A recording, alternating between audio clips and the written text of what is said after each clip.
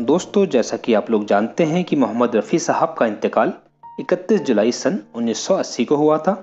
रफ़ी साहब मात्र 56 साल की उम्र में इस दुनिया को अलविदा कह गए थे और अपने करोड़ों चाहने वालों को एक कभी खत्म ना होने वाला दर्द दे गए थे। जब रफ़ी साहब का इंतकाल हुआ तब इस्लाम का सबसे पवित्र माना जाने वाला रमज़ान का पाक महीना चल रहा था और रात करीब 10 बजे का वक्त था।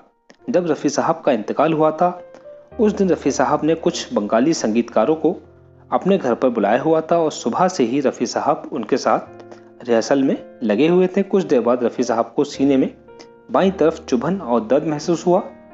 कायदे में रफ़ी साहब को उस वक्त अपनी रिहर्सल रोक देनी चाहिए थी, लेकिन वो अपने काम में इस कदर डूबे हुए थे कि उन्होंने दर्द का बिल्कुल भी ध्यान नहीं किया। और रिहर्सल पूरा करने के बाद जब रफ़ी साहब अपने कमरे में आए और अपनी पत्नी बिल्किस बानो को दर्द के बारे में बताया तो रफ़ी साहब का सोचना था कि ये कोई मामूली सा एसिडिटी का दर्द है, लेकिन थोड़ी ही देर में जब दर्द कुछ ज़्यादा बढ़ गया और रफ़ी साहब की हालत बिगड़ने लगी तो उनकी पत्नी ने अपने भाई ज़हीर से कहकर उनके फैमिली डॉक्टर को चेकअप के लिए बुलवाया। डॉक्टर साहब ने चेकअप करने के बाद बताया कि रफ़ी साहब के हार्ट अटैक आया है और रफ़ी साहब का तुरंत अस्पताल जाना बहुत ही ज़रूरी है।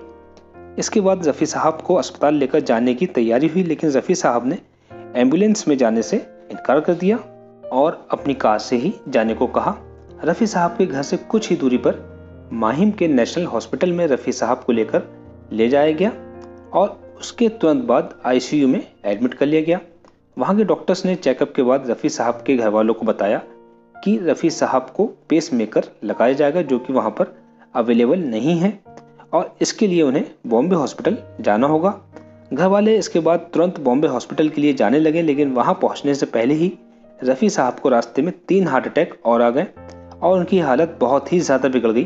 खैर, जैसे तैसे बॉम्बे हॉस्पिटल पहुंचना हुआ और डॉक्टर्स ने रफ़ी साहब को तुरंत ऑपरेशन थिएटर में ले जाकर पेसमेकर लगा दिया और रफ़ी साहब को कुछ तबीयत में सुधार महसूस हुआ तो सबने सोचा कि हाँ, ऑपरेशन सक्सेस रहा और रफ़ी साहब अब सेहतमंद हो जाएंगे।